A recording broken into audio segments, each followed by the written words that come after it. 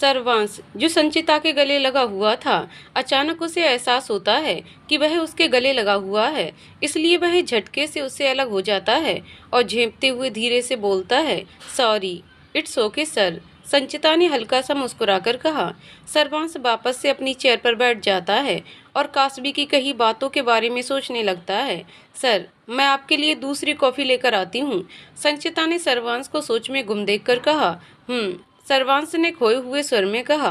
संचिता table पर रखी ठंडी कॉफी के मग को उठाकर केबिन से बाहर निकल जाती है। सर्वांश गहरी सांस लेकर अपने आप से, कास्बी पहली नज़र में मुझे हटकर नजर आती है। कुछ तो है ऐसा जो मेरी नज़रों में आ नहीं रहा है। जिस दर्द को मैंने अपने अंदर छिपा रखा है, उस दर्द की जानकारी उसे कैसे हो गई? क्या वह मेरे बारे में सब कुछ जानती है या फिर ये एक इत्तेफाक था?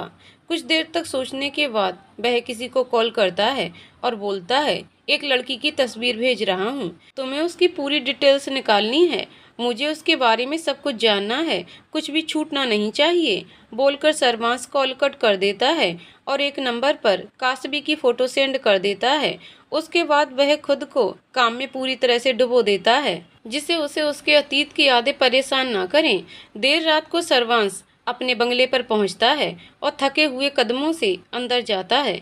जितना उसके अंदर सूनापन है, उतना ही सूनापन उसे इस वक्त अपने घर में महसूस हो रहा था। लेकिन आज उसे कुछ अजीब महसूस हुआ। एक जानी पहचानी सी खुशबू उसे महसूस हुई। उसने अपनी आंखें बंद करके गहरी सांस ली और किचन की ओर चल दिया। किचन में जाकर स्लैब पर रखे हुए बॉल्स के ढक्कन को हटाकर देखता है तो उसमें रखे खाने में से उसे जानी पहचानी खुशबू आती है। वह देखता है कि वहाँ कड़ी चावल, कढ़ाई पनीर, पूरी, रायता और सलाद रखा हुआ है जो उसकी पसंद का था। ये देखकर उसके चेहरे पर हल्की सी मुस्कान आ जाती है। सब कुछ तुम्हारी पसंद का है। अचानक पीछे से एक मीठी सी आवाज आई तो सर्वांश बिना मुड़े बोलता है, माँ। फिर वह मुस्कुराते हुए पलट जाता है। उसके सामने चेहरे पर मुस्कान लिए उसकी माँ खड़ी थी। सर्वांश को देखते ही उन्होंने अपनी दोनों बाहें फैला दी। सर्वांश झट से जाकर उनके गले लग जाता है और भावुक स्वर में बोलता है, माँ, मैंने आपको बहुत मिस किया। मैंने भी तुम्हें बहुत याद किया मेरे बच्चे। राधिका जी ने नम आंखों से कहा। माँ, आप कब आई? आप आ रही हैं, आपने मुझे बताया क्यों नहीं? सर्वांश ने राधिका जी से अलग होकर कहा। मुझे देखकर तेरे चेहरे पर इस वक्त जो खुशी है, उस खुशी को देखने के लिए नहीं बताया, राधिका जी ने कहा और प्यार से उसका माथा चूम लिया। पर आपको अकेले यहाँ आना पड़ा, आपको परेशानी हुई होगी, सर्वांश ने परेशान होते हुए कहा। द सर्वांश सिंह राठौर की माँ हूँ मैं, तुझे लगता है मुझे कोई परेशानी हुई होगी? राधिका जी मुस्कुराते हुए बोली। अच्छा चलो जल्दी से फ्रेश हो जाओ, मैं तुम्हारे लिए तब तक खाना निकालती हूँ। आज मैं तुम्हें अपने हाथ से खिलाऊंगी। बस अभी आया माँ, बोलकर सर्वांश वहाँ से चला जाता है। राधिका जी सर्वेंट से खाना डाइनिंग टेबल पर रखने के लिए बोलती हैं और डाइनिंग टेबल पर बैठकर सर्वांश का इंतजार करने लगती हैं। कुछ ही देर में सर्वांश फ्रेश होकर आता है और राधिका जी के पास बैठ जाता है। राधिका जी प्लेट में खाना निकालती हैं और अपने हाथों से सर्वांश को खिलाने लगती हैं। आज मैं कितने महीनों के बाद आपके हाथ से बने खाने को खा रहा हूँ माँ। जब आप मुझे अपने हाथों से खिलाती हैं तो खाने का स्वाद और बढ़ जाता है, सर्वांश ने खाते हुए कहा। सर्वांश की बात सुनकर राधिका जी मुस्कुरा देती हैं और उसे खाना खिलाने लगती हैं। जब सर्वांश का पेट भर गया तो उसने राधिका जी को देखते हुए कहा, आज मैंने बहुत दिनों बाद पेट भर खाना खाया है। फिर वह राधिका जी के लिए प्लेट में खाना निकालकर उन्हें अपने हाथ से खिलाने लगता है। कुछ देर बाद सर्वांश अपने कमरे में बेड पर राधिका जी की गोद में लेटा हुआ था और राधिका जी प्यार से उसका सर सहला रही थी। माँ, अब तो आप मेरे साथ रहेंगी ना? आपके बिना यहाँ मुझे बिल्कुल भी अच्छा नहीं लगता, सर्वांश ने कहा।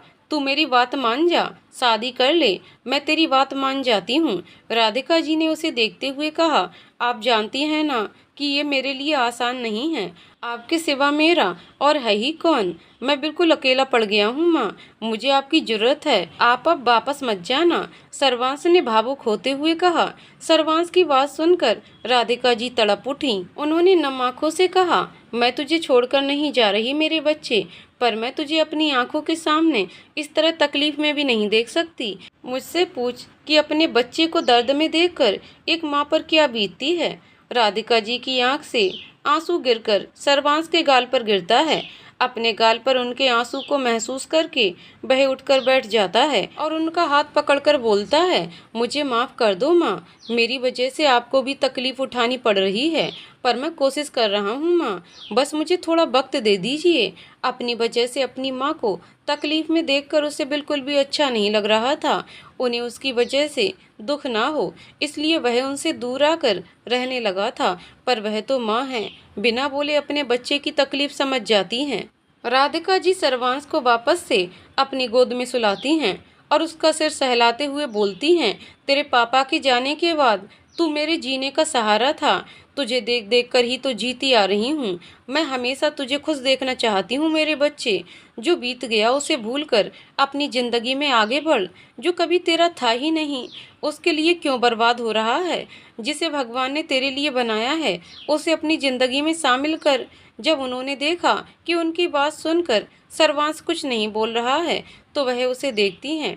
वह सुकून की नींद सो गया था, सोता भी क्यों ना, आखिर कितने वक्त के बाद उसे माँ की गोद नसीब हुई थी। रात रात भर जागने वाला माँ की गोद में आते ही सब कुछ भूलकर सो गया। ये देखकर राधिका जी मुस्कुरा देती हैं और प्यार से सर्वांश का माथा चूम लेती हैं। काश तेरी जिंदगी में कोई ऐसी लड़की आए जो तेरे सारे गम दूर करके तुझे जिंदगी जीना सिखा दे, जिसके साथ तू हमेशा खुश रहे। पर पता नहीं कब वह लड़की तेरी जिंदगी में आएगी, जाने कहाँ होगी वो। सर्वांश को देख उन्होंने मन में सोचा और उसका सर तकिए पर रखकर उसे कंबल उड़ाकर वह कमरे से बाहर निकल गईं। गुप्ता निवास। संचिता अपने कमरे में तैयार हो रही थी। वह खुद को शीशे में निहार रही थी। उसने ग्रे कलर की नी लेंथ स्कर्ट और वाइट स्लिम फिट शर्ट पहन रखा था। बालों को कर्ल करके उन्हें खुला छोड़ दिया था। उसने रेड कलर की लिपस्टिक अपने होठों पर लगाई थी और आंखों में काजल लगाकर एक बार फिर से खुद को देखा। वह आज सर्वांश के सामने अच्छी दिखना चाहती थी। कल जब वह उसके गले लगा था तो उसके दिल में हलचल सी हुई थी। वह जब तैयार होकर डाइनिंग टेबल पर आती है तो बीना उसे देखते हुए, आज तो मेरी संचू बहुत सुंदर लग रही है। सच मम्मी? संचिता ने खुश होते हुए पूछा। हम कहीं डब्बू के साथ डेट पर जाने का इरादा तो नहीं है? बीना ने संचिता को छेड़ते हुए कहा। क्या मम्मी, सुबह सुबह उसका नाम लेकर मेरा मूड खराब मत करो, संचिता ने मुंह बनाते हुए कहा और जल्दी जल्दी नाश्ता करने लगी। ऐसी बातें करके तू मेरा मूड खराब कर देती है। पता नहीं कब तुझे विदा करने का सपना पूरा होगा, बीना ने खोए हुए स्वर में कहा। 10-20 साल में तो हो ही जाएगा, संचिता ने हल्का सा मुस्कुराकर कहा। क्या 10-20 साल? बीना ने चौंकते हुए कहा। क्यों, क्या हुआ? कम है क्या इतने साल? संचिता ने अपनी हंसी दबाते हुए कहा। तब तक तो मैं बूढ़ी हो जाऊंगी, बीना ने दुखी स्वर में कहा। मम्मी, ये डायलॉग आपको मेरे लिए बोलना चाहिए था कि तू बूढ़ी हो जाएगी तो तेरी शादी कैसे होगी, संचिता ने हैरान होते हुए कहा। तू तो दुल्हन रहेगी, तेरा बुढ़ापा तो मेकअप में छिप जाएगा, पर मेरा सोच, सास बनने की उम्र में दादी सास जैसी नजर आऊंगी। मेरे काले काले बाल उस वक्त सफेद बालों में गिने चुने ही नजर आएंगे, बीना ने गहरी सांस लेकर कहा।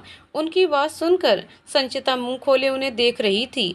वह खड़ी होती है और अपना पर्स लेते हुए बोलती है। आप यूनिक पीस हो मम्मी। अच्छा, अब मैं ऑफिस जा रही हूँ, बोलकर वह वहाँ से चली जाती है। जबकि बीना अपने बालों को देखकर फिर से सपने में खो जाती है।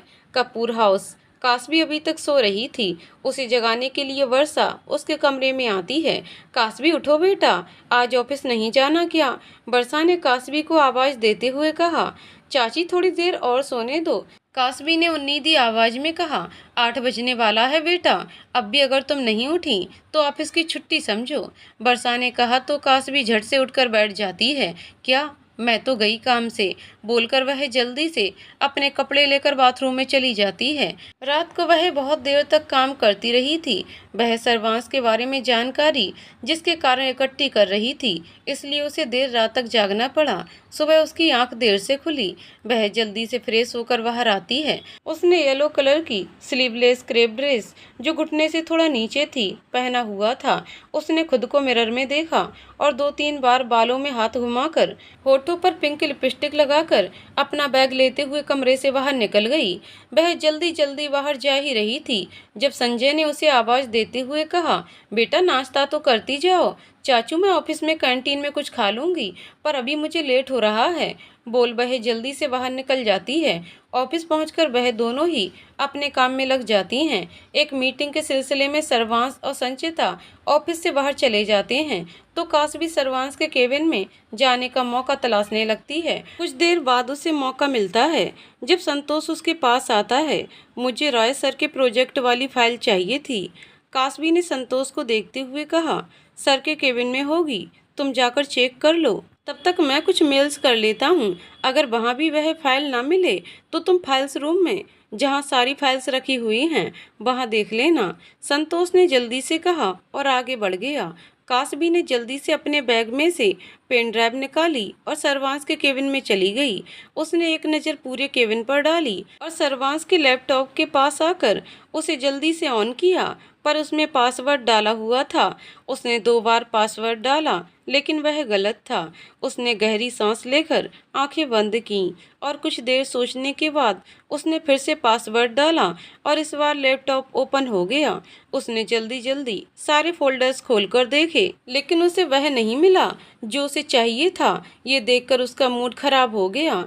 वह अपने आप से, इसमें तो वो है ही नहीं जो मुझे चाहिए था, अब क्या करूंगी मैं। वह लैपटॉप को बंद करके एक फाइल उठाती है।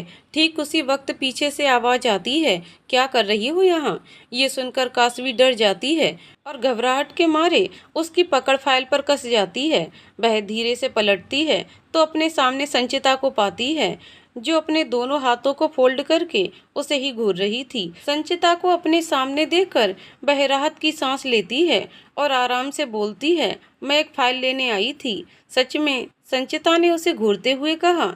काशवी उसकी बात को नज़रअंदाज करते हुए वहां से जाने लगती है कि संचिता उसका हाथ पकड़कर, तुम्हारी वजह से सर को तकलीफ पहुंचती है, तुम ऐसा क्यों करती हो। मुझे पक्का यकीन है कि तुम यहाँ कुछ गड़बड़ करने आई थी।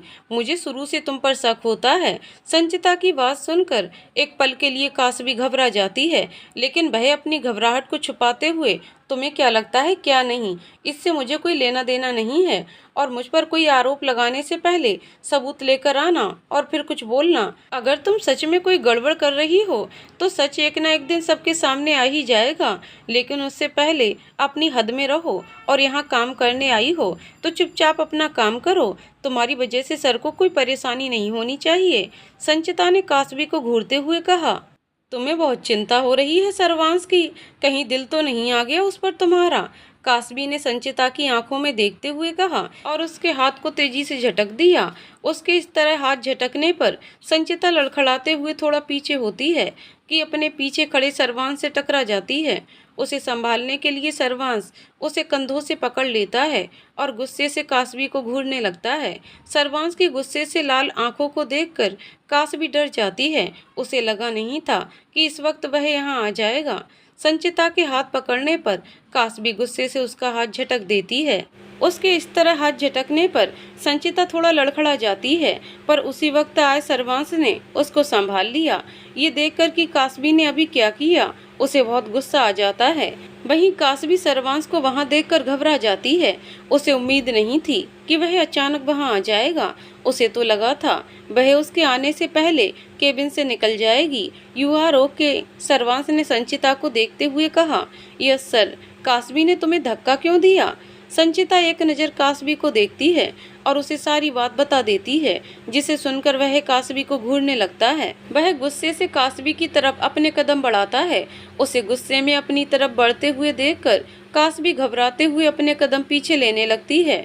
मैंने इसे धक्का नहीं दिया था, मैंने तो बस इसके हाथ से अपना हाथ छुड़ाया था। उसने किसी तरह कहा, तुम मेरे केबिन में क्या कर रही थी और मैंने खुद देखा है तुम्हें। संचिता को धक्का देते हुए सर्वांश ने काशवी को घूरते हुए कहा। वो मैं तो एक फाइल लेने आई थी और उसी वक्त संचिता की तरफ इशारा करते हुए ये आ गई, मुझ पर शक करने लगी। काशवी ने घबराते हुए कहा। अच्छा, इसने जो देखा होगा वही तो बोला होगा, पर पहले तुम मुझे ये बताओ कि मेरी गैर हाजिरी में तुम मेरे केबिन में क्यों आई और किससे पूछकर। सर्वांश ने काशवी को घूरते हुए कहा। वो मैं संतोष सर से पूछकर आई थी, आप चाहें तो उनसे पूछ सकते हैं, काशवी ने हकलाते हुए कहा। वो तो मैं पूछ ही लूँगा, पर उससे पहले संचिता से माफ़ी मांगो। क्या, कासवी ने चौंकते हुए कहा। I said sorry.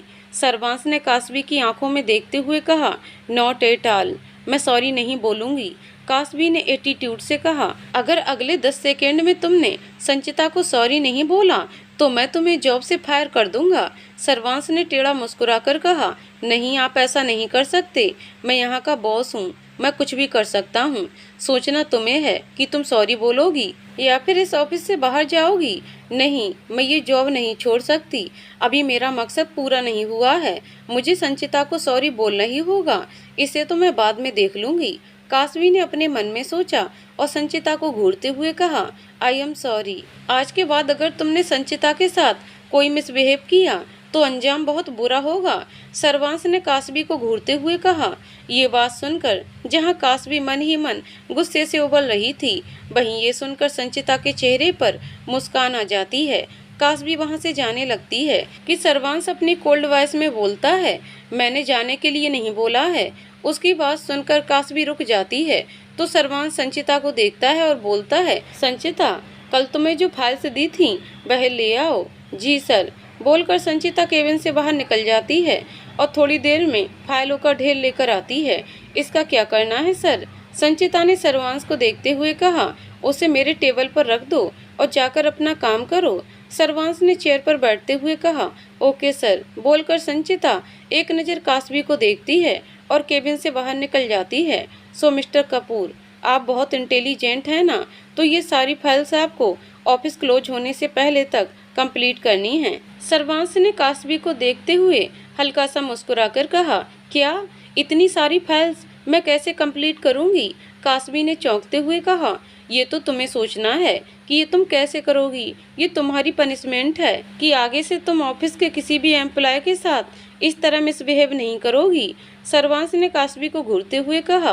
कासवी गहरी सांस लेकर बहुत भारी मन से फाइल उठाकर जाने वाली होती है कि सर्वांश उसे रोकते हुए कहाँ काम करने, अब चुपचाप खड़े रहने से तो काम नहीं होगा ना। कासवी ने मुंह बनाते हुए कहा। यही मेरे सामने बैठकर सारी फाइल को कंप्लीट करो। सर्वांश ने कासवी को घूरते हुए कहा। पर सर, कासवी ने कहना चाहा। नो मोर आर्ग्यूमेंट्स, सर्वांश ने कहा और अपना काम करने लगा। कासवी मन मार कर सर्वांश के सामने बैठ गई और उन फाइलों को उठाकर देखने लगी।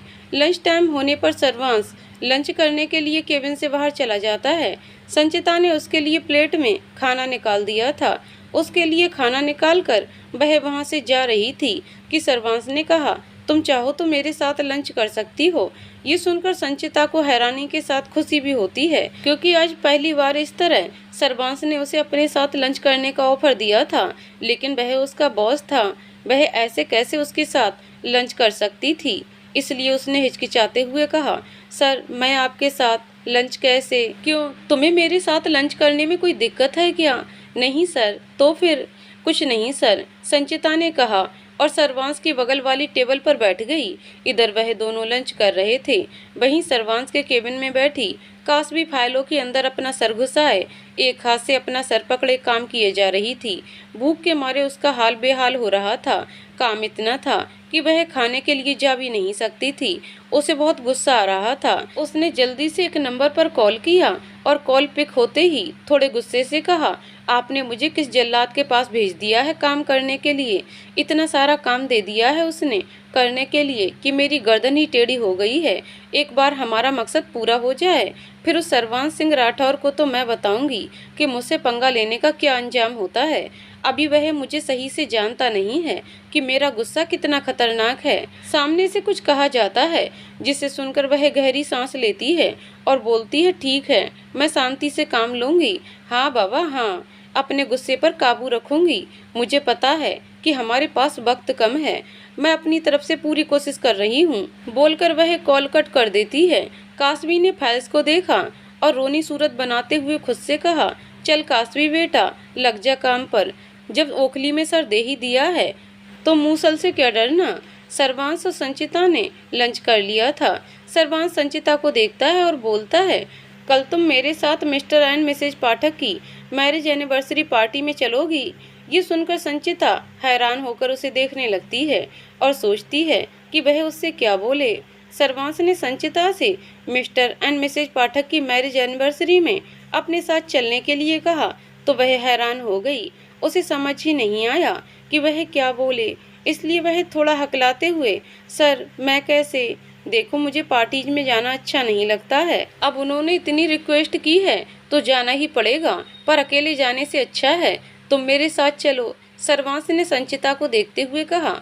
Okay sir. संचिता ने हल्का सा मुस्कुराकर कहा।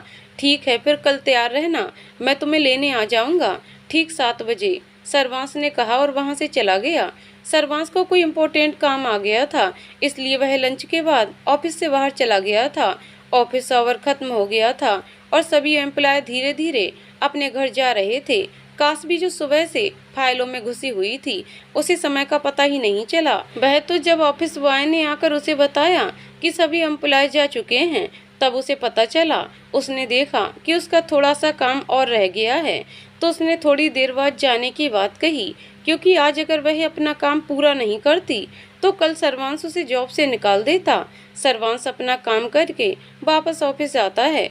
वह देर रात तक काम करता है और कई बार ऑफिस में बने रेस्ट रूम में ही वह सो जाता है। आज भी वह ऑफिस में ही रुकने वाला था, क्योंकि घर जाने पर वह अपनी माँ के सवालों का सामना नहीं करना चाहता था। वह जैसे ही ऑफिस के अंदर आया, उसने ऑफिस बॉय से पूछा, सभी लोग चले गए? जी सर, पर एक मैडम है जो अभी भी काम कर रही हैं।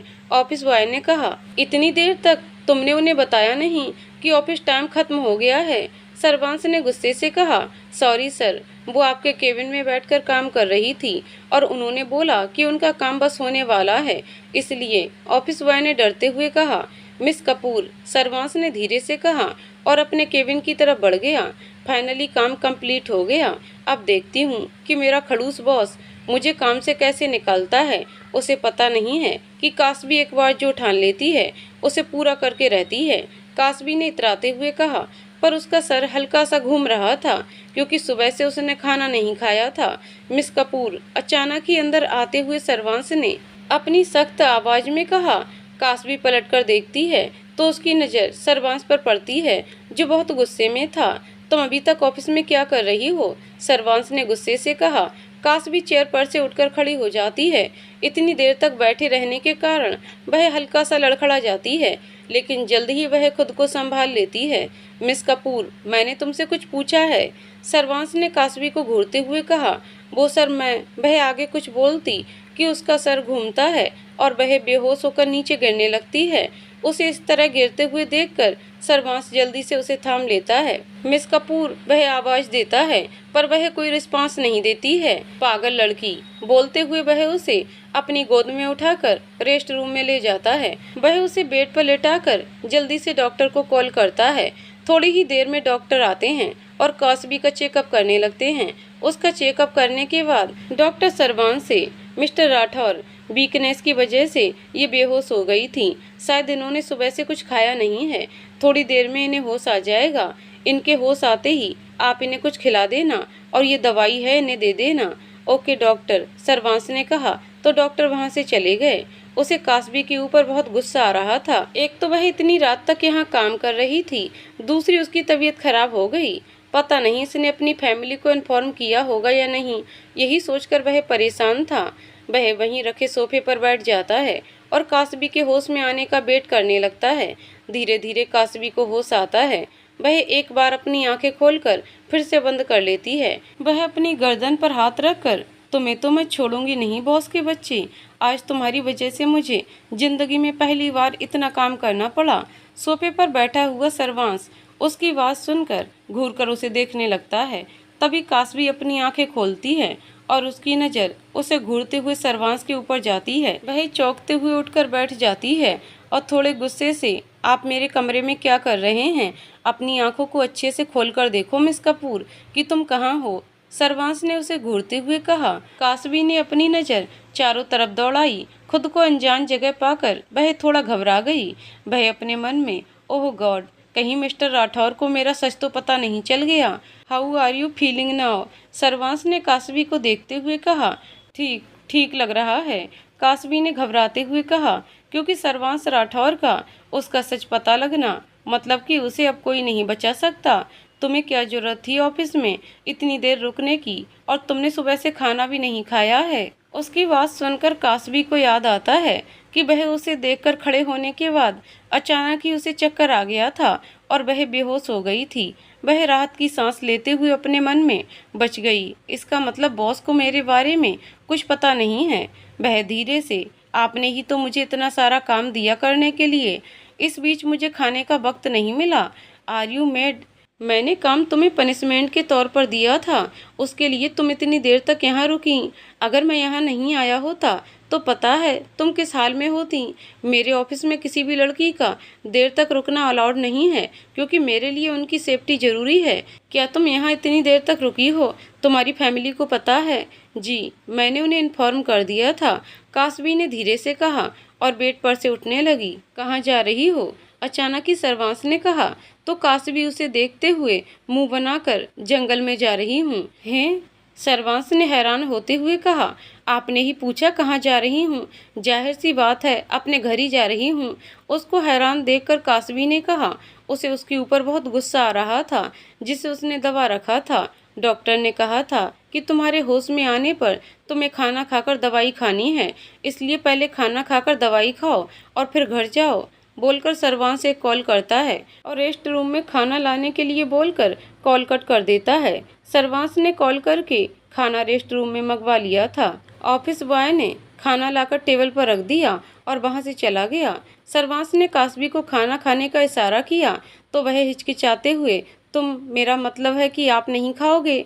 नहीं, सर्वांश ने अपनी कठोर आवाज में कहा। अब वह उसे क्या बताए कि इस वक्त उसे खाने की नहीं बल्कि अपने अतीत को भुलाने के लिए ड्रिंक की जरूरत है। सर्वांश की ना सुनकर कासवी ने अपने सामने रखी खाने की प्लेट को एक तरफ रखा और खड़ी होने लगी। क्या हुआ? तुम खाना खाए बिना क्यों जा रही हो? मुझे अकेले खाना खाने की आदत नहीं और आपको मेरे साथ खाना नहीं है, इसलिए मैं घर जाकर खा लूंगी। पर दवाई, आपको मेरी चिंता करने की जरूरत नहीं है, कासवी ने सर्वांश को घूरते हुए कहा और वहां से जाने लगी। तुम मेरे ऑफिस में काम करती हो, अगर मेरे ऑफिस में तुम्हें कुछ भी होता है तो उसका असर मेरी रेपुटेशन पर पड़ेगा, इसलिए चुपचाप बैठकर खाना खाकर दवाई खाओ। सर्वांश ने गुस्से से अपने दांत पीसते हुए कहा। आपको भी मेरे साथ खाना होगा, बोलकर कासवी वापस से अपनी जगह बैठ जाती है और उसके लिए भी एक प्लेट में खाना निकाल देती है। सर्वांश मन ना होते हुए भी चुपचाप खाने लगता है। उसे खाना खाते हुए देखकर कासवी टेढ़ा मुस्कुरा देती है और खुद भी खाने लगती है। तभी उसकी नज़र सर्वांश के फोन पर पड़ती है और अचानक ही उसकी आंखें चमक उठती हैं। वह अपने मन में, जिस चीज़ को मैं लैपटॉप में ढूंढ रही थी वह जरूर इनके फ़ोन में होगी। अब मुझे कैसे भी करके इनके फ़ोन को हासिल करना होगा बिना उन्हें पता चले। खाना खाकर वह दवाई खाती है और जाने के लिए खड़ी हो जाती है। चलो मैं तुम्हें ड्रॉप कर देता हूँ। सर्वांश भी खड़ा होकर बोलता है। नहीं, मैं खुद चली जाऊंगी, कासवी ने घबराते हुए कहा। तुम इतना घबरा क्यों रही हो? देखो, तुम्हारा इस वक्त अकेले घर जाना सेफ नहीं है। मैं कैब बुक करके चली जाऊंगी। अगर मेरी फैमिली ने आपको देख लिया तो उन्हें गलतफहमी हो जाएगी कि आप मेरे बॉयफ्रेंड हैं, इसलिए मैं खुद चली जाऊंगी। आप परेशान मत होइए, कासवी ने जल्दी से बहाना बनाते हुए कहा। सर्वांश ने कासवी के चेहरे को गौर से देखा जो इस वक्त घबराया हुआ नजर आ रहा था। उसने अपनी सख्त आवाज में कहा, मैं तुम्हें तुम्हारे घर ड्रॉप करने जा रहा हूँ और ये फाइनल है, बोलकर वह बाहर निकल गया। कासवी भी गहरी सांस लेकर उसके पीछे चल देती है। कुछ देर बाद वह अपने घर के सामने थी। उसने सर्वांश को देखा और जबरदस्ती मुस्कुराते हुए, थैंक यू बॉस, मेरी हेल्प करने के लिए, और जल्दी से कार में से निकलकर अपने घर की तरफ भाग गई। ये लड़की मेरी समझ से बाहर है, बोलकर वह वापस से अपनी कार ऑफिस की तरफ बढ़ा देता है। कासवी डोरबेल बजाती है तो सीमा गेट खोलती है और गुस्से से उसे घूरने लगती है। कासवी चेहरे पर मुस्कान लिए अंदर आती है और अपने कमरे में जाने लगती है। कहाँ थी अभी तक? सीमा ने गुस्से से कहा। वो चाची, आपको बताया तो था कि मैं अपनी फ्रेंड्स के साथ मूवी देखने जा रही हूँ, कासवी ने अपने दांत दिखाते हुए कहा। सच में? सीमा ने उसे घूरते हुए कहा। क्यों, आपको मुझ पर विश्वास नहीं है? विश्वास है बेटा, लेकिन वो क्या है ना कि तुम पहली बार इस तरह अपनी फ्रेंड्स के साथ मूवी देखने गई हो, क्योंकि जहाँ तक मुझे पता है तुम्हारी इतनी फ्रेंड्स तो है भी नहीं। फिर वो ऑफिस में कुछ न्यू फ्रेंड्स बनी हैं, उन्हीं के साथ गई थी। कासबी ने मासूम सी शक्ल बनाते हुए कहा। कासबी, आजकल तुम मुझे कुछ बदली हुई नजर आ रही हो। तुम हमसे कुछ छिपा रही हो क्या? नहीं चाची, मैं क्यों आप सबसे कुछ छिपाऊंगी? कासबी ने मुस्कुराते हुए कहा। ठीक है, जाओ तुम आराम करो, सीमा ने मुस्कुराकर कहा और अपने कमरे में चली गई। मुझे माफ करना चाची, आपसे झूठ कहा, लेकिन मैं चल पड़ी हूँ, यहाँ से वापस आना मुश्किल है, कासबी ने अपने मन में कहा और अपने कमरे की तरफ बढ़ गई। आज फिर संचिता ने पूरे कमरे में कपड़े फैला रखे थे और हमेशा की तरह संचित और बीना उधर खड़े हुए थे। माँ, मैं ये सब और नहीं देख सकता, बोलकर संचित कमरे से बाहर चला जाता है। मेरे पास कोई अच्छी सी ड्रेस नहीं है पार्टी में पहनकर जाने के लिए, संचिता ने मुंह बनाते हुए कहा और उदास सी बेड पर रखे कपड़ों के ढेर पर बैठ गई। बेटा, ये सारी ड्रेसेस तो अच्छी हैं, तुम कोई भी पहन लो, तुम सब में खूबसूरत लगोगी, माँ ने मुस्कुराते हुए कहा। नहीं मम्मी, ये सब अच्छी हैं, पर पार्टी में जाने के लिए मुझे कोई दूसरी चाहिए। अच्छा रुक, मेरे पास है तेरे लिए कुछ, बोलकर बीना बाहर चली जाती है और कुछ ही देर में एक कैरी बैग लेकर आती है। वह उसे संचिता को देते हुए बोलती है, तुम ये पहनकर जाओ, इसमें तुम बहुत खूबसूरत लगोगी। संचिता खुश होते हुए बीना के गले लग जाती है और बोलती है, थैंक यू मम्मी, आप बहुत अच्छी हो, बोलकर वह जल्दी से तैयार होने के लिए चली जाती है। बीना बिखरे हुए कपड़ों को देखकर गहरी सांस लेते हुए लग जाओ फिर से काम पर। ब्लैक 3 पीस सूट पहने सर्वांश संचिता का वेट कर रहा था। सर, तभी संचिता ने उसे आवाज दी तो वह उसकी तरफ देखने लगा। ब्लैक कलर की गोल्डन बॉर्डर वाली साड़ी पहने, खुले कमर तक आते बाल, एक हाथ में ब्लैक चूड़ियां और दूसरे हाथ में वॉच, कानों में गोल्डन झुमके, ब्लैक स्मोकी आइज और होठों पर रेड लिपस्टिक, वह देखने में बहुत ही खूबसूरत लग रही थी। उसने जल्दी से उस पर से अपनी नजरें हटाईं और उसे कार में बैठने का इशारा किया। संचिता के कार में बैठते ही वह खुद भी कार में बैठ जाता है और कार को स्टार्ट करके पार्टी प्लेस की तरफ चल देता है। Hotel of Pathak. Mr and Mrs Pathak अपने गेस्ट को अटेंड कर रहे थे जब उनकी नज़र अंदर आते सर्वांश पर पड़ी, जो उनकी तरफ ही आ रहा था। Happy marriage anniversary to both of you, Sarvansh ने अपने हाथ में पकड़ा हुआ गिफ्ट मिस्टर पाठक के हाथ में पकड़ाते हुए कहा। थैंक यू मिस्टर राठौर, आपको यहाँ देखकर हमें खुशी हुई, मिस्टर पाठक ने मुस्कुराते हुए कहा। ये आपकी सेक्रेटरी है ना, मिसेज पाठक ने संचिता को देखते हुए कहा। जी, सर्वांश ने कहा, बहुत सुंदर है, मिसेज पाठक ने संचिता की तारीफ करते हुए कहा तो वह शर्मा गई। आप दोनों पार्टी एंजॉय करिए, मिस्टर पाठक ने सर्वांश और संचिता को देखते हुए कहा। या श्योर, सर्वांश ने हल्का सा मुस्कुराकर कहा और संचिता के साथ जाकर एक टेबल पर बैठ गया। आने वाले गेस्ट मिस्टर एंड मिसेज पाठक को एनिवर्सरी की बधाई दे रहे थे। चाचू, हम लोग यहाँ क्यों आए हैं?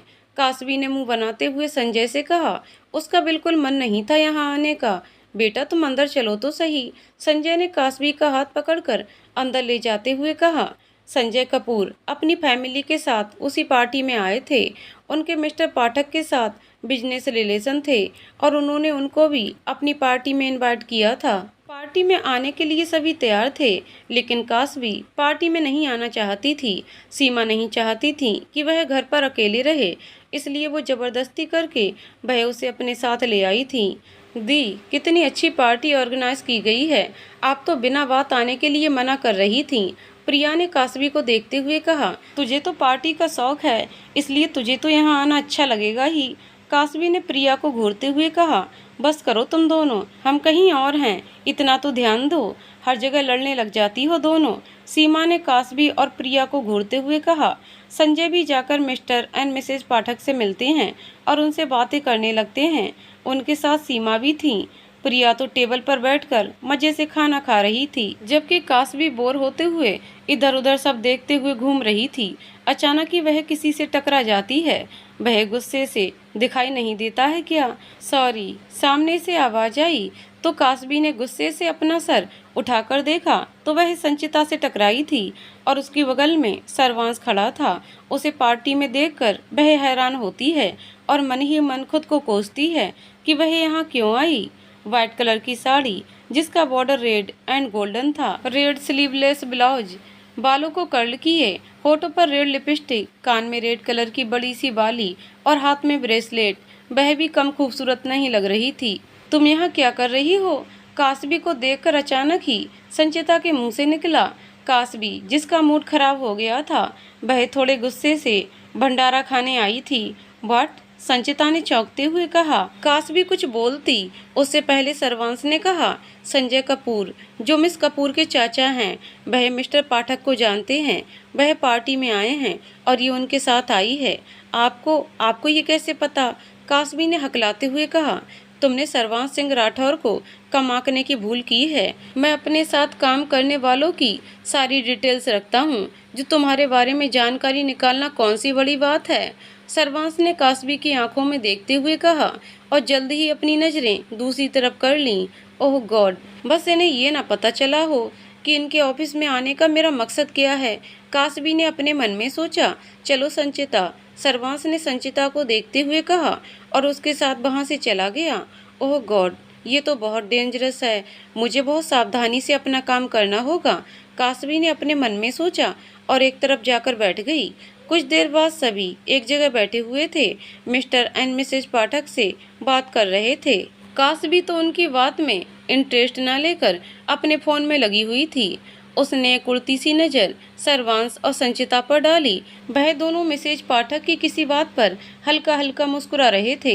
मिस्टर पाठक खड़े होकर मिसेज पाठक को अपने साथ डांस फ्लोर पर चलने के लिए बोलते हैं। मिसेज पाठक मुस्कुराते हुए खड़ी हो जाती हैं और सर्वांश संचिता को भी डांस फ्लोर पर चलने के लिए बोलती हैं। वह दोनों बहुत मना करते हैं, लेकिन मिसेज पाठक उन दोनों को अपने साथ ले जाती हैं। संजय सीमा से अपने साथ डांस फ्लोर पर चलने के लिए बोलते हैं, जिस पर वह इनकार करके कासबी को अपने साथ ले जाने के लिए बोलती हैं। कासबी इनकार करती है, पर अपने चाचू के रिक्वेस्ट करने पर वह इनकार नहीं कर पाती। स्टेज पर और भी कपल थे जो डांस कर रहे थे। मिस्टर पाठक सॉन्ग प्ले करने के लिए बोलते हैं और डांस करने के लिए मिसेज पाठक का हाथ पकड़ लेते हैं और डांस करने लगते हैं। सर्वांश और संचिता दोनों को ही अजीब सा लग रहा था। तभी सॉन्ग चेंज होता है और पार्टनर्स भी। क्योंकि सर्वांश और संचिता ने अभी डांस शुरू नहीं किया था, इसलिए वह दोनों एक साथ ही डांस करते हैं। सर्वांश झिझकते हुए संचिता की कमर पर हाथ रखकर उसका दूसरा हाथ पकड़कर डांस करने लगता है। वहीं उसे अपने इतने करीब महसूस करके संचिता का दिल धड़क उठता है। पार्टनर्स चेंज होने पर अब संचिता के साथ कोई और डांस कर रहा था और सर्वांश के सामने कासबी खड़ी थी। उसे खड़े देखकर कासबी आगे आकर उसका हाथ पकड़कर अपनी कमर पर रखती है और अपना एक हाथ उसके कंधे पर रखकर उसके दूसरे हाथ को पकड़कर डांस करने लगती है। कासबी और सर्वांश को एक साथ डांस करते हुए देखकर पता नहीं क्यों पर संचिता को बुरा लगता है। सॉन्ग खत्म होते ही सर्वांश कासबी से दूर होता है और डांस फ्लोर से नीचे उतर जाता है। सर्वांश और संचिता पार्टी खत्म होने पर घर जाने के लिए निकल जाते हैं। वहीं कासबी भी अपनी फैमिली के साथ घर जाने के लिए निकल जाती है। अगले दिन एसएसआर ऑफिस। आज संचिता डार्क ग्रीन कलर का कुर्ता और प्लाजो पहनकर आई थी। कल सर्वांश के साथ पार्टी में जाकर और उसके साथ डांस करके वह बहुत खुश हुई थी। उसके दिल में सर्वांश को लेकर अरमान जागने लगे थे। उसका उसके पास होना उसे खुशी देता था, लेकिन वह ये भी जानती थी कि शायद उसके पास्ट में कुछ ऐसा हुआ है जिससे उसके दिल के दरवाजे बंद हो गए हैं। वह किसी के लिए अपने दिल के दरवाजे खोलना नहीं चाहता है, लेकिन क्या पता उसे उसके दिल में थोड़ी सी जगह मिल जाए, क्योंकि लड़कियों से दूर रहने वाला सर्वांश उससे बहुत अच्छा बर्ताव करता है। कासबी एक फाइल में आई दिक्कत को सर्वांश को दिखाने आई थी। सर्वांश ने उसे फाइल रखकर जाने को कहा तो वह जाने लगती है। मिस कपूर, सर्वांश ने कासबी को आवाज दी तो वह रुक गई। आपके चाचा का खुद का बिजनेस है, फिर भी आप हमारे यहाँ काम कर रही हैं, ये बात मुझे समझ नहीं आई। सर्वांश ने कासबी को देखते हुए कहा। उसकी बात सुनकर कासबी एक पल के लिए ठिठकी, फिर इत्मीनान से, कंपनी मेरे चाचा की है, मेरी नहीं, और मैं अपने दम पर कुछ करना चाहती हूँ, इसलिए यहाँ काम करके कुछ सीख रही हूँ। उनके ऑफिस में तो मैं बिना किसी एक्सपीरियंस के भी काम कर सकती थी। उसकी बात सुनकर सर्वांश ने उसे कुछ देर देखा, जैसे उसकी बात की संतुष्टि करना चाहता हो, फिर बोलता है, यू मे गो नाउ। कासबी केबिन से बाहर निकल जाती है और आकर अपने डेस्क पर बैठ जाती है। वह अपने मन में मुझे कैसे भी करके सर्वांश के फ़ोन को हासिल करना है, पर मैं ये करूं कैसे? मुझे कोई मौका ही नहीं मिल रहा है।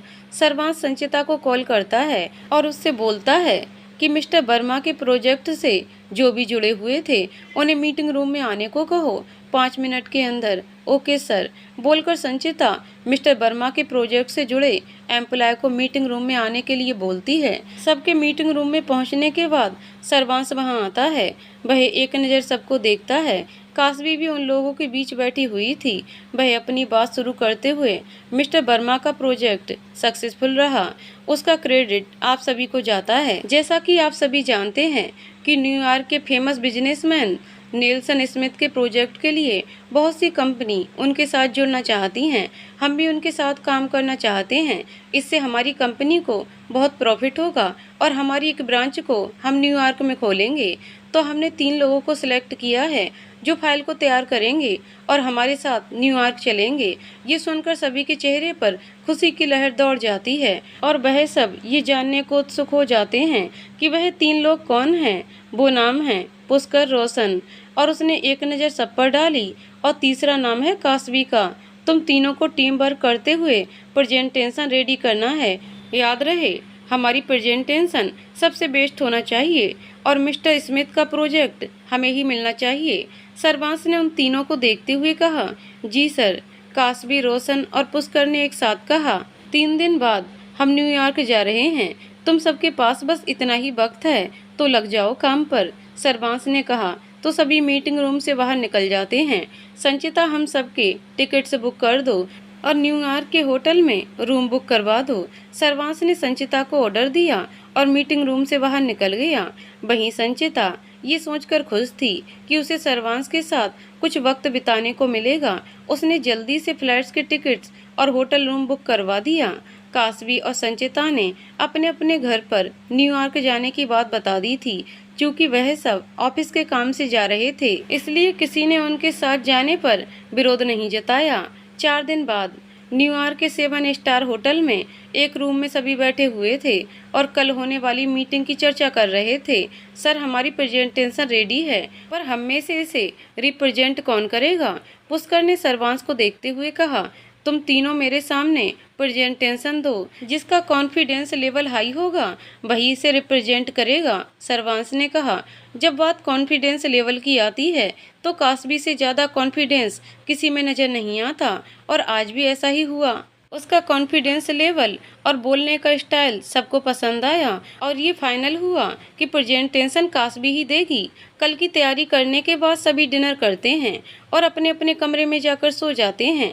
अगले दिन सभी मीटिंग रूम में बैठे हुए थे। सभी कंपनीज अपनी अपनी प्रेजेंटेशन दे रहे थे।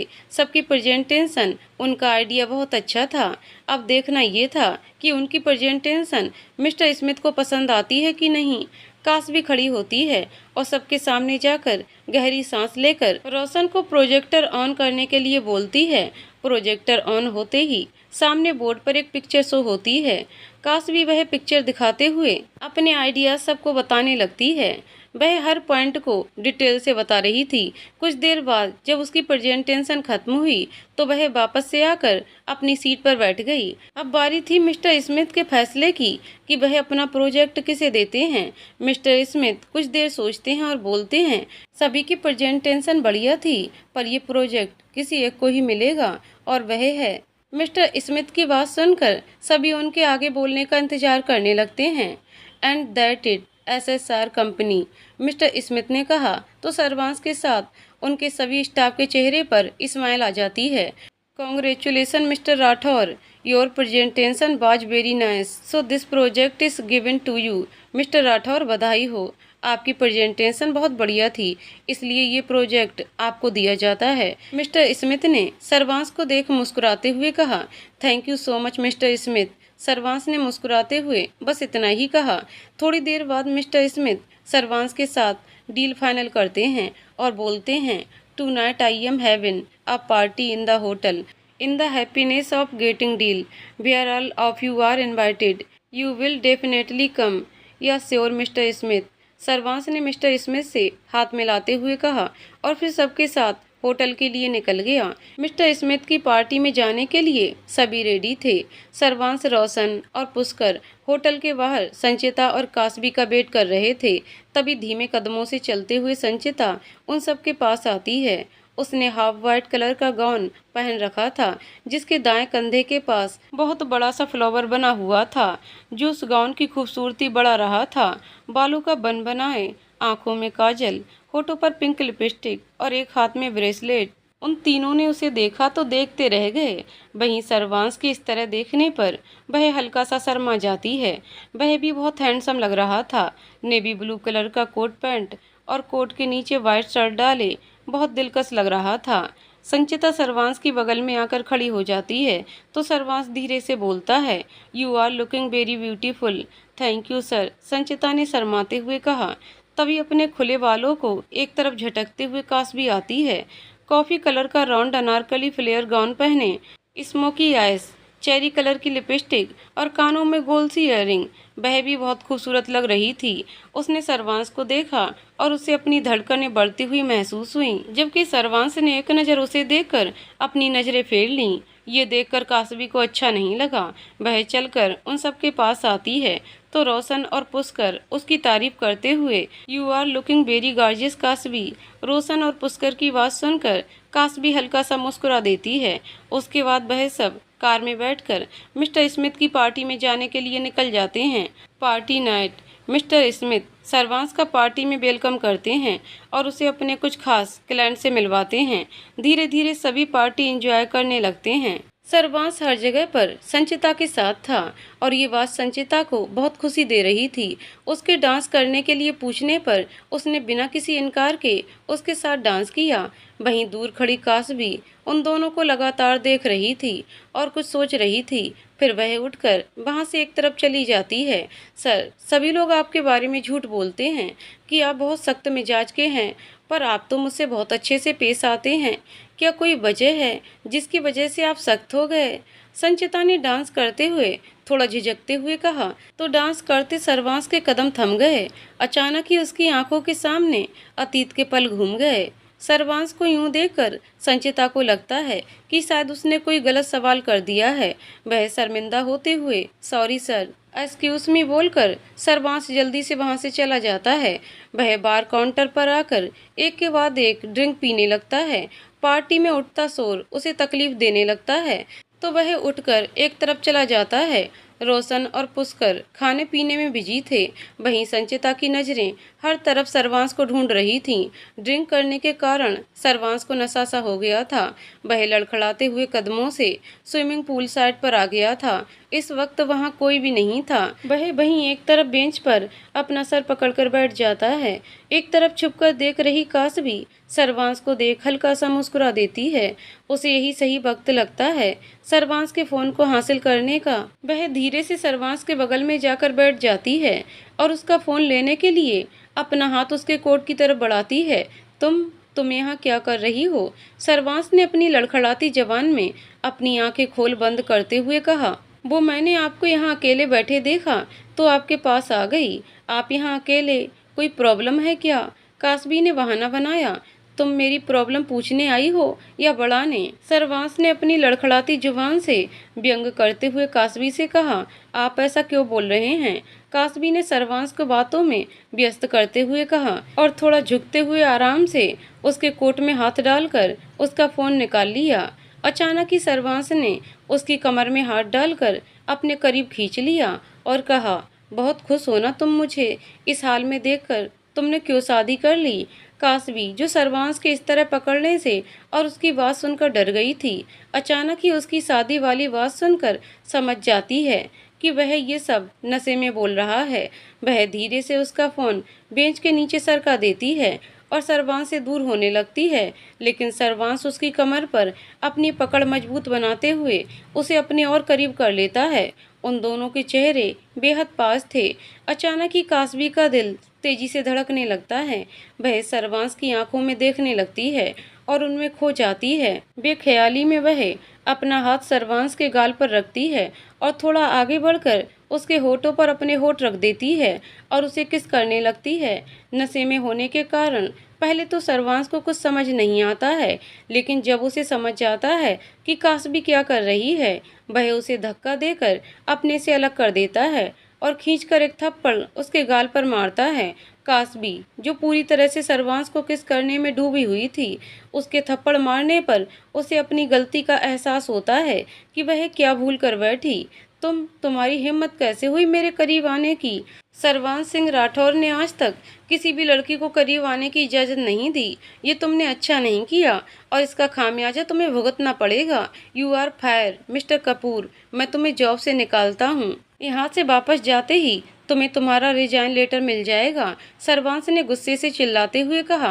वहीं दूर खड़ी संचिता उन दोनों को देख रही थी। वह सरवांश को ढूंढते हुए उधर आई थी।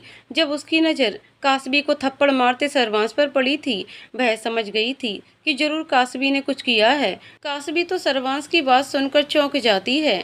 वह माफ़ी मांगते हुए जल्दी से, आई एम सॉरी सरवांश, वो पता नहीं कैसे। चुप, अब एक शब्द भी नहीं। मैं तुम्हें जॉब से निकाल रहा हूँ और ये मेरा फाइनल डिसीजन है, सरवांश ने गुस्से से कहा और वहाँ से जाने लगा। अचानक वह लड़खड़ाता है। कासबी उसे पकड़ने के लिए हाथ आगे करती है तो वह हाथ के इशारे से उसे दूर रहने के लिए बोलता है। संचिता जल्दी से सरवांश के पास आकर उसे पकड़ लेती है और एक जलती हुई नज़र कासबी पर डालकर उसे लेकर वहाँ से चली जाती है। कासबी नम आंखों से उन्हें जाते हुए देखती है। फिर उसका ध्यान सरवांश के फ़ोन पर जाता है। वह जल्दी से बेंच के नीचे से उसका फ़ोन उठाती है और उसमें सरवांश की माँ का नाम का पासवर्ड डालकर फ़ोन ओपन करती है। उसने कई बार सरवांश को ये पासवर्ड डालते हुए देखा था। फ़ोन के ओपन होते ही उसके चेहरे पर मुस्कान आ जाती है। संचिता सरवांश को लेकर वापस होटल आ जाती है जहां वह सभी ठहरे हुए थे। वह सरवांश को संभालते हुए उसे उसके रूम में लेकर जाती है और उसे बेड पर लिटाकर वहां से जाने लगती है। वह वहां से जाती उससे पहले सरवांश ने उसका हाथ पकड़ लिया और उठकर बैठ गया। संचिता ने सरवांश को हैरान नजरों से देखा तो उसने उसे अपने पास बैठने का इशारा किया। वह उसके पास बैठ जाती है। तुम अच्छी हो संचिता, मैं तुम्हें अपना दोस्त मानता हूँ क्योंकि तुमने मेरी बात, मेरा गुस्सा सब बिना शिकायत के सुना और सहन किया। मैं अपने दर्द किसी को नहीं दिखाता, लेकिन मिस कपूर ने जो किया। बोलते हुए अचानक ही उसके चेहरे के भाव सख्त हो गए। फिर वह गहरी सांस लेकर संचिता को देखते हुए, रागिनी नाम था उसका, 14 साल का था। जब हमारे पड़ोस में रहने आई थी तब वह 12 साल की थी, देखने में बिल्कुल गुड़िया सी। उस वक्त मेरा कोई दोस्त नहीं था। पापा के जाने के बाद माँ उनका ऑफिस संभालती थी, जो ज़्यादा फेमस तो नहीं था, लेकिन हमें पैसों की कमी नहीं होती थी। मैं अपना अधिकतर वक्त पढ़ाई में बिताता था। शायद इस वजह से मेरा कोई दोस्त नहीं बना। वह भी वहाँ नई आई थी और उसका भी कोई दोस्त नहीं था और जल्दी ही हमारी फ्रेंडशिप हो गई। उसके डैड का अच्छा खासा बिजनेस था। उसके घर पर और उसका मेरे घर पर आना जाना होने लगा। हम कभी लड़ते कभी झगड़ते, फिर हमारी दोस्ती गहरी होती गई। हमारी इतनी गहरी दोस्ती देखकर माँ कई बार मजाक मजाक में बोल देती थी कि वह रागिनी से मेरी शादी करवा देगी। किशोरावस्था की दहलीज पर मैं खड़ा था। उनकी बात सुनकर मुझे अनजानी सी खुशी हुई। रागिनी मेरी दोस्त थी, मुझे अच्छे से समझती थी। अगर उससे मेरी शादी हो जाती तो हम हमेशा साथ रहते। बस यही बात मेरे दिमाग में घर कर गई कि मैं रागिनी से शादी करूँगा। उस वक्त उससे प्यार था या नहीं पता नहीं, पर मैं उसे अपने पास देखना चाहता था। धीरे धीरे वक्त बीता और हम एक साथ मस्ती मजाक करते हुए बड़े होने लगे और कॉलेज जाने लगे। कॉलेज खत्म होने के बाद मैं डैड का बिजनेस संभालने वाला था और उसे शादी के लिए बोलने वाला था, पर अचानक ही वह चुप हो गया। पर क्या सर? उसकी बात बहुत ध्यान से सुन रही संचिता ने कहा। पर कॉलेज के एग्जाम खत्म होते ही वह एक दिन मेरे घर आई और अपनी शादी का कार्ड थमाते हुए कहा, मैं शादी कर रही हूँ, तुम्हें और आंटी को जरूर आना है। तू मेरा बेस्ट फ्रेंड है, अगर तू नहीं आया तो अपनी दोस्ती खत्म। वह शादी करने वाली है, ये जानकर मैं शौक हो गया। मेरे सारे सपने पल भर में टूटकर बिखर गए। मैंने बहुत मुश्किल से कहा, तुम शादी करने वाली हो? और ये बात तुम मुझे अब बता रही हो? मेरी बात सुनकर वह मुस्कुराई और उसने कहा कि वह मुझे सरप्राइज़ देने वाली थी। वह लव मैरिज कर रही थी। अब मैं उसे क्या बताता कि उसके सरप्राइज़ ने मुझे कितना सरप्राइज़ कर दिया। कितनी खुश लग रही थी वह ये सब बताते हुए, और मैं दिल टूटे के साथ उसकी बातें सुन रहा था। ये सब बोलते हुए उसकी आंखों से आंसू बहने लगे थे। उसने खुद को संभाला और आगे कहा, दुल्हन के जोड़े में जब वह मेरे सामने आई तो मैं उसे देखता रह गया। हर दुल्हन की तरह वह भी खूबसूरत लग रही थी। मैंने अपने कांपते हुए हाथों से उसे उसकी शादी का गिफ्ट दिया। उसके गिफ्ट पकड़ते ही मेरी आंखें छलछला आईं। मुझे रोते हुए देखकर वह परेशान हो गई। उसने कहा, क्या हुआ सर्वांश, तुम रो क्यों रहे हो? मेरी विदाई में अभी वक्त है। फिर मेरी आंखों में देखते हुए, कुछ तो बात है सर्वांश जो तुम मुझसे छुपा रहे हो। नहीं, ऐसी बात नहीं है। मैंने अपनी नजरें चुराते हुए कहा था, तुम्हें पता है कि तुम मुझसे झूठ नहीं बोल पाते हो। रागिनी ने मुझे घूरते हुए कहा और मेरा हाथ अपने सर पर रखकर कहा, अब बोलो क्या बात है? मैं तुमसे शादी करना चाहता था रागिनी, मैंने बहुत मुश्किल से कहा। मेरी बात सुनते ही वह चौंक गई और उसने परेशान होते हुए कहा, डू यू लव मी सर्वांश? पता नहीं, पर तुम्हारे साथ मुझे अच्छा लगता है। तुम मेरी इकलौती दोस्त हो।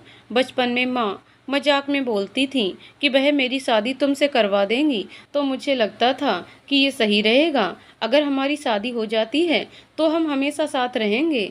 मैंने अपने दिल की बात उससे कही। मेरी बातें सुनकर वह राहत की सांस लेते हुए, तुमने तो मुझे डरा दिया था सर्वांश। मुझे लगा तुम सच में मुझसे प्यार करते हो, पर तुम्हारे दिल में मेरे लिए दोस्ती से ज़्यादा कुछ नहीं है। और ये बात तुम्हें तब पता चलेगी जब तुम्हें किसी से सच्ची मोहब्बत होगी। हम अपने दोस्त से भी प्यार करते हैं, पर वह दोस्ती वाला प्यार होता है, प्रेमी प्रेमिका वाला नहीं। इसीलिए मेरी शादी किसी और से हो रही है, ये सोचकर उदास मत हो। देखना एक दिन तुम्हें तुम्हारा सच्चा प्यार जरूर मिलेगा। इसलिए मुझे भूल जाना, क्योंकि हम सिर्फ दोस्त हैं। और अपनी ज़िंदगी में आगे बढ़ जाना उसके साथ जिसे भगवान ने तुम्हारे लिए बनाया हो। मैंने उसकी बात सुनकर कुछ नहीं कहा और फिर मेरी आंखों के सामने उसकी शादी हो गई किसी और के साथ। वह किसी और का हाथ थामे फेरे ले रही थी। आज वह अपनी ज़िंदगी में बहुत खुश है और उसके 2 बच्चे भी हैं। उसकी शादी हो जाने के बाद मैंने अपनी दोस्त को खो दिया और उसकी यादों से बचने के लिए यहाँ आ गया। उसके बाद से मैं हर लड़की से दूर ही रहता था, डरता था कि उसकी ही तरह वह भी मुझे छोड़ गई तो। सर्वांश अपनी बात खत्म करके संचिता को देखने लगता है, जो आंखों में आंसू लिए उसे ही देख रही थी। कि आपको ऐसा लगता है कि आपको रागिनी से सच में प्यार था? पता नहीं, बस मैं अपनी दोस्त को खोना नहीं चाहता था और इसके लिए मैं उससे शादी करने के लिए भी तैयार था। उसके जाने के बाद मेरा कोई दोस्त नहीं बना। मैं बहुत अकेला पड़ गया था। इस अकेलेपन को दूर करने में यहाँ चला आया और अपने आप को काम में और ड्रिंक करने में डुबो दिया। सर्वांश ने उदास लहजे में कहा, पहले आप अकेले थे, लेकिन अब नहीं। अब मैं हूँ आपके साथ, आपकी दोस्त। संचिता ने सर्वांश का हाथ पकड़कर मुस्कुराते हुए कहा, तो सर्वांश उसके गले से लग गया। वहीं दरवाजे पर खड़ी कासवी ने भी सर्वांश की सारी बात सुन ली थी। उसकी आंखों में भी आंसू थे। वह सर्वांश के अकेलेपन को उसकी बातों से महसूस कर पा रही थी। संचिता सर्वांश को बेड पर लिटाकर उसे ब्लैंकेट उड़ाकर कमरे से बाहर निकल जाती है। वहीं उसे आते हुए देखकर कासवी एक जगह छुप जाती है और उसके जाते ही वह सर्वांश के कमरे में घुस जाती है और दरवाजा बंद कर देती है। संचिता के जाते ही कासवी सर्वांश के रूम में आती है और दरवाजा बंद करके उसकी तरफ कदम बढ़ा देती है। वह उसके पास जाकर देखती है, वह सुकून की नींद सोया हुआ था। वह उसका फ़ोन साइड टेबल पर रखकर वहां से जाने लगती है कि अचानक रुक जाती है। वह वापस से उसके पास आती है, धीरे से उसके बगल में लेट जाती है। वह उसके सीने पर अपना सर रखकर, अब आप कभी अकेले नहीं रहेंगे, मैं रहूंगी आपके साथ, मैं आपसे शादी करूंगी, आप सिर्फ मेरे हैं, सिर्फ मेरे, बोलकर वह धीरे से उसके होठ चूम लेती है और आंखें बंद करके लेट जाती है। सुबह सर्वांश के होश आने से पहले कासवी अपने रूम में चली गई थी। आज उन सभी को वापस जाना था और उसे अपनी पैकिंग भी करनी थी। सर्वांश को जब होश आया तो वह उठकर बेड पर बैठ गया। उसका सर दर्द कर रहा था। तभी उसे याद आया कि आज उन्हें वापस भी जाना है। वह जल्दी से उठकर अपने कपड़े लेता है और वॉशरूम में चला जाता है। वह फ्रेश होकर तैयार हो रहा था तो उसे रात की बात याद आती है।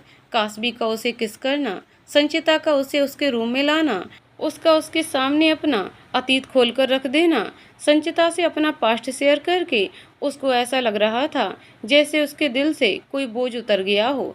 वहीं कास्बी का ख्याल आते ही उसकी आंखें गुस्से से लाल हो जाती हैं। कुछ देर बाद सभी एयरपोर्ट पर थे और अपनी फ्लाइट में बैठे हुए थे। कल जो भी हुआ था उसके बाद सर्वांश कास्बी को पूरी तरह से इग्नोर कर रहा था और ये बात सबने नोटिस की थी। कुछ घंटे के सफ़र के बाद वह सब अपने अपने घर पहुंच जाते हैं। अगले दिन जब कास्बी ऑफिस आती है तो सर्वांश उसे अपने केबिन में बुलाता है। कास्बी गहरी सांस लेकर उसके केबिन में जाती है क्योंकि उसे पता था कि उसने उसे क्यों बुलाया है। सर्वांश ने रिजाइन लेटर कास्बी के सामने रखा और कहा, मिस कपूर, अपने लिए कोई और जॉब ढूंढ लीजिए क्योंकि यहाँ से आपको आपकी हरकतों की वजह से काम से निकाला जा रहा है। आपको नोटिस पीरियड के तहत 30 दिन तक यहाँ काम करना है, जब तक हम आपकी जगह कोई दूसरा रिप्लेसमेंट नहीं ढूंढ लेते। ये जानकर कि उसके पास 3 दिन का टाइम है, वह राहत की सांस लेती है। वह मुस्कुराते हुए सर्वांश के पास आकर खड़ी हो जाती है और उसकी तरफ झुककर बोलती है, मैंने दूसरी जॉब ढूंढ ली है बॉस। उसके इस तरह पास आने पर सर्वांश थोड़ा पीछे हो जाता है और उसे घूरते हुए बोलता है, मिस कपूर, अपनी हद में रहिए। I love you Sarvansh, I want to marry you. कास्बी ने सर्वांश की आंखों में देखते हुए कहा, व्हाट? सर्वांश ने सदमे के मारे उछलते हुए कहा, मैं आपसे प्यार करती हूँ और आप तो किसी से प्यार नहीं करते हैं, तो मुझसे शादी करने में क्या हर्ज है? कास्बी ने उसे देखते हुए कहा, तुम दुनिया की आखिरी लड़की भी होगी तब भी मैं तुमसे शादी नहीं करूँगा। सर्वांश ने गुस्से से कहा और उसे अपने केबिन से निकल जाने के लिए कहा, शादी तो आपको मुझसे करनी पड़ेगी और मुझे पता है ये कैसे होगा। कास्बी ने सर्वांश की आंखों में देखते हुए कहा और केबिन से बाहर निकल गई। पागल लड़की, एक ही दिन में इसे मुझसे प्यार हो गया और ये मुझसे शादी करने का सोचने लगी। सर्वांश ने बड़बड़ाते हुए कहा और अपना काम करने लगा। सर्वांश कास्बी से दूर ही रहता था। अब उसकी दोस्ती संचिता से हो गई थी तो वह उसके साथ खुश रहता था। कास्बी हर संभव कोशिश करती कि वह सर्वांश को इम्प्रेस कर सके, लेकिन वह उसे अपने करीब ही नहीं आने देता था। एक दिन सर्वांश कहीं से आ रहा था कि उसकी कार का एक्सीडेंट हो जाता है। लोगों की भीड़ लगी हुई थी और कोई भी उसकी मदद के लिए नहीं आ रहा था। तभी भीड़ में से एक लड़की निकल कर आती है और सबको फटकार लगाते हुए सर्वांश की मदद करने के लिए बोलती है। एक आदमी की सहायता से उसे हॉस्पिटल लेकर जाती है और उसे एडमिट करवाती है। सर्वांश का खून बहुत बह गया था। हॉस्पिटल में उसका मैचिंग ब्लड नहीं था। इत्तेफाक से उस लड़की का ब्लड ग्रुप सर्वांश से मैच हो जाता है तो वह उसे ब्लड डोनेट करती है और उसे ब्लड देने के बाद एक नज़र उसे देखकर वहां से चली जाती है। राधिका जी को जब सर्वांश के घायल होने की खबर मिलती है तो वह भागी भागी हॉस्पिटल आती हैं। सर्वांश को ठीक जानकर उन्हें राहत होती है। डॉक्टर के ये बताने पर कि एक लड़की की वजह से सर्वांश की जान बची है तो राधिका जी मन ही मन उस लड़की को बहुत दुआएं देती हैं। कुछ दिन हॉस्पिटल में रहने के बाद सर्वांश घर आ जाता है। उसके एक्सीडेंट की खबर सुनकर संचिता उससे मिलने आती है और उसके बाद वह उसका ख्याल रखने के लिए कई बार घर आने लगी। कास्बी भी सर्वांश के एक्सीडेंट की खबर सुनकर उससे मिलने आई थी, लेकिन सर्वांश ने उससे मिलने से इनकार कर दिया था। लेकिन राधिका जी के बोलने पर उसने बेमन से कास्बी को मिलने की इजाज़त दी थी। कास्बी के लिए तो इतना ही काफ़ी था। सर्वांश जब पूरी तरह से ठीक हो जाता है तो वापस से ऑफिस आने लगता है और कास्बी उसे फिर से अपने साथ शादी करने के लिए फोर्स करने लगती है, जिस पर हर बार की तरह सर्वांश उसे धुतकार देता है। लेकिन एक दिन उसके पास एक कॉल आता है जिसे सुनते ही वह सिर्फ इतना बोलता है कि ठीक है। इधर ऑफिस से बाहर आ रही कास्बी की नज़र डब्बू पर पड़ती है जो संचिता का इंतजार कर रहा था। वह उसके पास जाती है और उसे कुछ बोलती है, जिस पर वह सिर्फ इतना ही बोलता है, कोशिश करके देखूंगा। संचिता उन दोनों को बातें करते हुए देखकर अपनी जगह पर रुक जाती है और कास्बी के जाते ही वह डब्बू को घूरते हुए बोलती है, क्या बोल रही थी वह? कुछ नहीं, डब्बू ने कहा और उसे अपने साथ चलने का इशारा किया। एक हफ्ते बाद एक बहुत बड़े होटल में सगाई का प्रोग्राम चल रहा था। सभी लोग वहां उपस्थित थे और लड़का लड़की का वेट कर रहे थे। थोड़ी देर में पिंक कलर का लहंगा पहने मुस्कुराते हुए कासवी आती है और उसके साथ होठों पर उदासी लिए सर्वांश, जिसने क्रीम कलर की शेरवानी पहन रखी थी।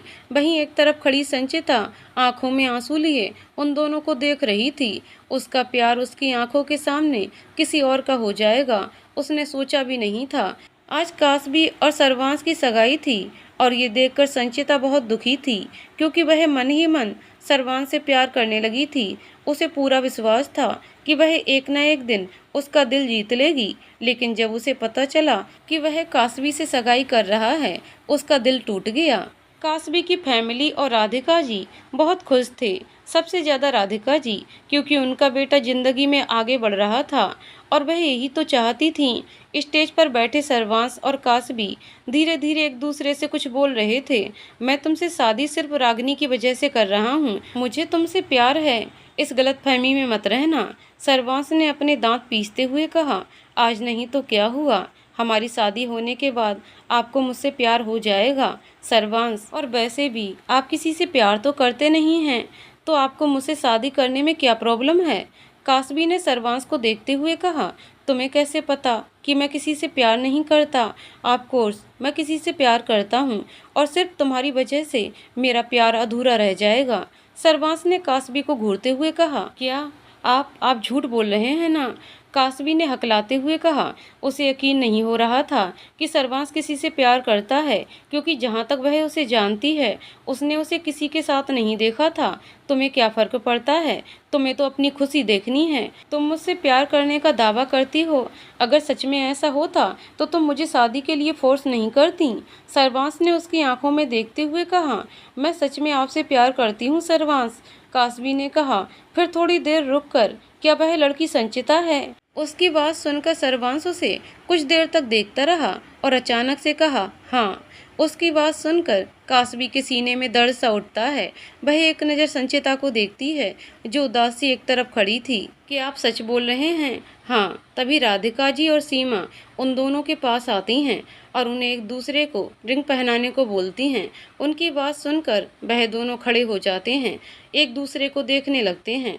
उसके देखने पर सर्वांश अपनी नज़रें फेर लेता है, जिससे कासवी की आंखें नम हो जाती हैं। आंखों में आई नमी को वह आंखों में ही रोक लेती है और चेहरे पर मुस्कान ले आती है। कासवी को रिंग पहनाओ बेटा, राधिका जी ने कहा तो सर्वांश बेमन से अंगूठी हाथ में लेकर कासवी की उंगली में पहनाने जाता है। कासवी, जो लगातार सर्वांश के चेहरे को देख रही थी, अचानक ही वह अपना हाथ पीछे कर लेती है और बोलती है, नहीं सर्वांश, मैं आपसे सगाई नहीं कर सकती। ये सुनकर सर्वांश के साथ साथ सभी उसे हैरान होकर देखने लगते हैं। ये तुम क्या बोल रही हो बेटा। सीमा ने कासवी के पास आकर कहा, हाँ चाची, मैं ये सगाई नहीं कर सकती। लेकिन क्यों बेटा। सीमा ने परेशान होते हुए कहा, क्योंकि सर्वांश किसी और से प्यार करते हैं और मैं दो प्यार करने वालों को अलग करने का पाप नहीं कर सकती। कासवी ने सर्वांश को देखते हुए कहा।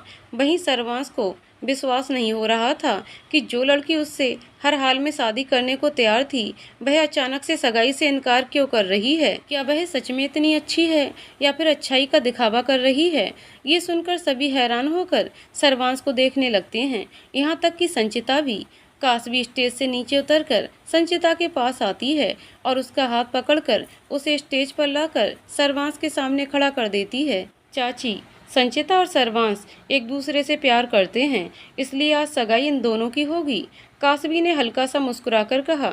संचिता ये जानकर बहुत खुश हो जाती है कि सर्वांश भी उससे प्यार करता है। कासवी अपने हाथ में पकड़ी हुई रिंग संचिता के हाथ में पकड़ा देती है और उसे सर्वांश को पहनाने का इशारा करके स्टेज से नीचे उतर आती है। तुम ठीक हो बेटा, सीमा ने कासवी के चेहरे को गौर से देखते हुए कहा। जी चाची, कासवी ने हल्का सा मुस्कुराकर कहा, लेकिन उसका दर्द उसकी आंखों में नजर आ रहा था। संचिता सर्वांश को रिंग पहना देती है तो सभी तालियां बजाने लगते हैं। अब सर्वांश की बारी थी संचिता को रिंग पहनाने की। उन दोनों को देखते हुए कासबी अपने कदम पीछे लेने लगती है। सरवांस हाथ में अंगूठी लिए एक नज़र कासबी को देखता है, जो अपने कदम पीछे लेते हुए होठों पर हल्की मुस्कान लिए नम आंखों से उन दोनों को देख रही थी। रिंग पहनाओ बेटा, राधिका जी ने कहा तो सरवांस ने कासबी पर से अपनी नजरें हटाईं और संचिता को रिंग पहना दिया। उसके रिंग पहनाते ही सभी उन दोनों को बधाई देने लगते हैं। होटल से बाहर आकर आंखों में आंसू लिए कासबी आगे बढ़ रही थी कि पीछे से बहुत प्यार भरी आवाज आई। कासबी आवाज सुनकर उसने जल्दी से अपने आंसू पोंछे और होठों पर मुस्कान लिए पीछे पलट गई। उसके सामने होठों पर सौम्य सी मुस्कुराहट लिए राधिका जी खड़ी थीं। राधिका जी कासबी के पास आती हैं और मुस्कुराते हुए बोलती हैं, थैंक यू बेटा, मेरी मदद करने के लिए। आज सिर्फ तुम्हारी वजह से सरवांस अपनी ज़िंदगी में आगे बढ़ रहा है। आप थैंक यू मत बोलिए माँ, मैंने अपना प्रॉमिस पूरा किया। मैंने आपसे वादा किया था ना कि मैं सरवांस को उसके अतीत से निकाल कर उसे ज़िंदगी में आगे ले जाऊंगी। आपको पता है, किसी से अपनी तकलीफ़ न बांटने वाले सरवांस ने मेरी वजह से अपनी तकलीफ़ संचिता के साथ शेयर की। मैंने कहा था ना कि आपका बेटा जल्द ही आपके लिए बहू लाएगा। देखिए, वह संचिता से प्यार करता है और उससे शादी करने वाला है। वैसे भी वह अगर अपने दिल की बात नहीं बताता तब भी उसकी शादी होती, पर तब आपकी बहू मैं होती। जो भी हो, फाइनली हम अपने मकसद में कामयाब हो गए, संचिता ने मुस्कुराते हुए कहा। तो राधिका जी भी मुस्कुरा उठती हैं। कासबी और राधिका जी एक दूसरे से मिले हुए थे और उन्हीं के कहने पर कासबी सरवांस के ऑफिस में जॉब करने आई थी। सगाई तो अभी हुई है, तुम कहाँ जा रही थी? राधिका जी ने कहा, कुछ इम्पोर्टेंट काम याद आ गया था, मैं जा रही हूँ, पर जल्दी ही आपसे मिलने आऊँगी। कासबी ने राधिका जी से कहा और तेज कदमों से वहाँ से निकल गई। कपूर हाउस। कासबी थके हुए कदमों से अपने कमरे में आती है और आकर बेड पर बैठ जाती है। थोड़ी देर बाद वह उठती है और अपनी अलमारी से एक एल्बम निकाल कर लाती है और बेड के नीचे बैठकर बेड से टेक लगाकर वह एल्बम खोलती है और उस पूरी एल्बम में सरवांस की फ़ोटोज़ थीं। वह एक एक फ़ोटो पर हाथ फेरते हुए, 5 साल पहले रागिनी की शादी में देखा था तुम्हें सरवांस, तुम्हें पहली नज़र देखते ही मुझे तुमसे प्यार हो गया था। उसके बाद हर पल मैं तुम्हारे पीछे एक साई की तरह थी। मैं तुम्हें दूर से ही देखकर खुश हो जाती थी, पर तुम्हारी नज़र तो गलती से भी मेरी तरफ नहीं उठी। उस दिन होटल में तुम्हें देखकर मैं बहक गई थी, पर वह दिन मेरी ज़िंदगी का सबसे खूबसूरत दिन था। मैं उसी याद के सहारे अपनी ज़िंदगी बिता लूँगी। उस दिन जब तुम्हारा एक्सीडेंट हुआ था तो तुम्हें खून से लथपथ देखकर मेरी जान निकल रही थी। कितना सुनाया था मैंने लोगों को और तुरंत तुम्हें लेकर हॉस्पिटल गई थी। जब डॉक्टर ने कहा तुम्हें खून की ज़रूरत है तो मैंने उनसे कहा कि मेरे खून का एक एक कतरा निकाल लें और तुम्हें बचा लें। तुम्हें सही सलामत देखने के बाद ही मुझे सुकून मिला था। एक उम्मीद थी कि तुम किसी से प्यार नहीं करते तो मेरा प्यार तुम्हें मुझसे प्यार करने के लिए मजबूर कर देगा, पर जब तुमने कहा कि तुम्हें संचिता से मोहब्बत है, मेरे दिल के कई टुकड़े हो गए थे सरवांस। मैंने तुमसे सच्चा प्यार किया है सरवांस। तुम्हें तकलीफ में कैसे देखती, तुम अपने प्यार के साथ खुश रहो, इसलिए ले लिए अपने कदम पीछे। मैं दूर से ही तुम्हें देखकर खुश हो जाऊंगी। मेरा प्यार स्वार्थी नहीं है सरवांस। मैंने तुमसे कभी भी प्यार के बदले प्यार नहीं चाहा। तुम्हें तुम्हारा प्यार मुबारक हो सरवांस। जानती हूँ कि अब तुम पर हक नहीं है मेरा, पर मैं मीरा की तरह तुम्हें पूजूंगी। मैं अपनी आखिरी सांस तक तुमसे प्यार करूंगी सरवांस, प्यार आखिरी सांस तक, उसने कहा और एल्बम को अपने सीने से लगाकर और जोर जोर से रोने लगी। चूँकि घर में इस वक्त कोई भी नहीं था, इसलिए पूरे घर में बस उसकी सिसकियां ही गूंज रही थीं। संचिता को उसका प्यार मिला और कासबी को मिली तन्हाई, पर हमें वही मिलता है जो नियति ने हमारे लिए लिखा होता है। ये थी कासबी के प्यार की अनोखी कहानी, जिसमें उसने सरवांस से एक तरफा प्यार किया और बदले में उससे कुछ नहीं चाहा। एक वादा निभाने के लिए उसने वह किया जो उसके लिए बहुत मुश्किल था, फिर भी उसने अपना वादा निभाया और सरवांस संचिता को मिला दिया। तो दोस्तों, कहानी यहीं पर समाप्त होती है। दोस्तों, आपको कहानी कैसी लगी कमेंट करके जरूर बताइएगा। कहानी पसंद आई हो तो वीडियो को लाइक शेयर करें और चैनल को सब्सक्राइब करें। कहानी को पूरा सुनने के लिए बहुत बहुत धन्यवाद दोस्तों।